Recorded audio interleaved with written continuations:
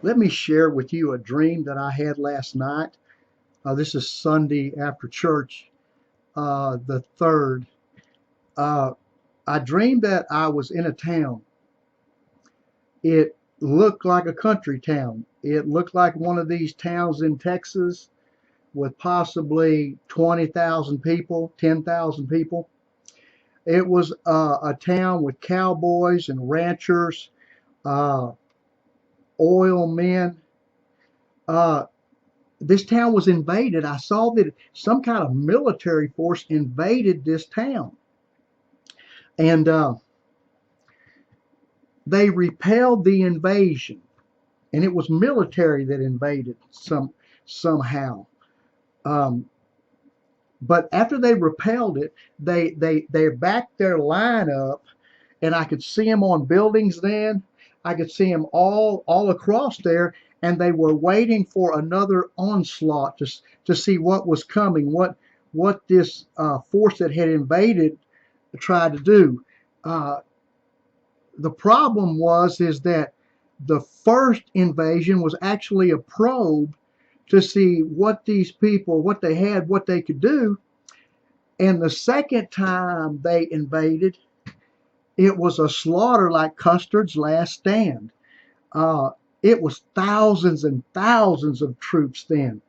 And they came in and they were slaughtering all of these white people. And the next thing I see this woman that's under 30 years old that I know her daddy, who is an oil man, a rancher, uh, a farmer. Uh, this woman is well educated, speaks, I think she's internationally educated. She speaks French and Arab, into Arab studies. She's in ministry. All of a sudden, she says, I guess I'm going to have to get the lowest job I can find. And that was it. Now, I've learned that in these dreams, and the Lord's given me several things that have come to pass. Write it all down, what you see. Don't lean to your own understanding, because the very thing you would blow off, like in this dream, this girl saying that, where it makes no sense, that will be something pivotal in the dream that'll help put this other stuff together when this thing happens, to understand what the Lord was saying, what's been done.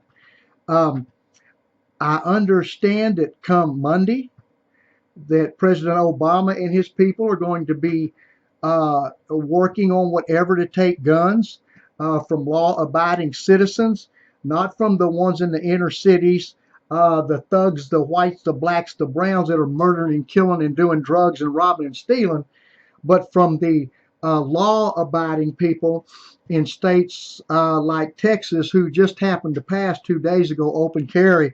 Everybody can carry because the governor wants to be ready in case some foolishness goes down, him not trusting the federal government like many of the governors in the other states. But I've known for a long time that Texas was a target because of, when you break in somebody's house, you got to bind the strong man. And the cowboy, the Texas, the everything's bigger and better in Texas. The Texas economy is like one of in the top 10 in the world. It's like a nation all by itself. That one of the biggest problems and fighters against things that President Obama has been trying to implement in this nation has been the state of Texas, and that the Arabs realize that they have to battle Texas. They just tried to get Sharia law in Texas, and it got thrown out of Garland, that place where they just had that tornado. Well, a couple of months ago, ISIS hit a place in Garland over a cartoon exposition, something about the Prophet Muhammad, and the Garland police killed him. Uh, uh, but that Texas, uh, it represents the strong man to the powers that be that want to overthrow this nation and get rid of the Constitution, and the quote, the white boy who's the old regime, his father's in the Constitution and all this stuff that this government ran on and runs on. It's almost gone now over the last 8 years that we've had President Obama in. but that uh, their biggest battle, whether it's the liberal left, anti-God, anti-Christ, progressive white boy that wants to say all white boys with guns and Bibles are the devil, or the racist blacks that want to murder and kill and maim white people. But they all have the same agenda to overthrow the powers that be. And then when you add to that mix Islam, the Arabs, and ISIS that want to do the same thing, that's a pretty lethal mix. And the American white boy better wake up, because they are planning him for dinner. Now, what's interesting is, and I've had many dreams come to pass, from Katrina in advance, the explosion of Columbia in advance. That's just a couple of a bunch. But I dreamed in 1996 that I see white bodies stacked on both sides of the street 4 feet high. It looks like snowdrifts. And as I look down the road, half of the street signs are in Arabic. That's 1996. Now,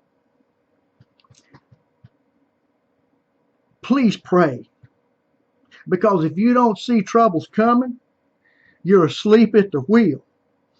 And it's interesting, if you read the last chapter of Amos, it says in that passage that the people of God that are going to be got in the trouble that's coming are the ones that say it'll never happen to us. That could never happen.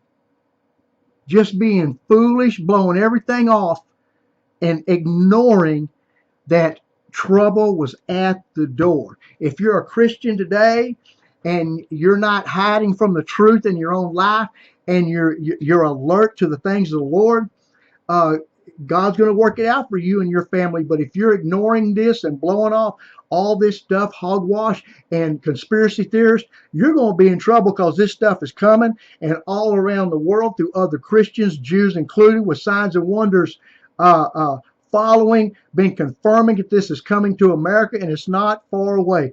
Please pray about this, and Jesus is Lord.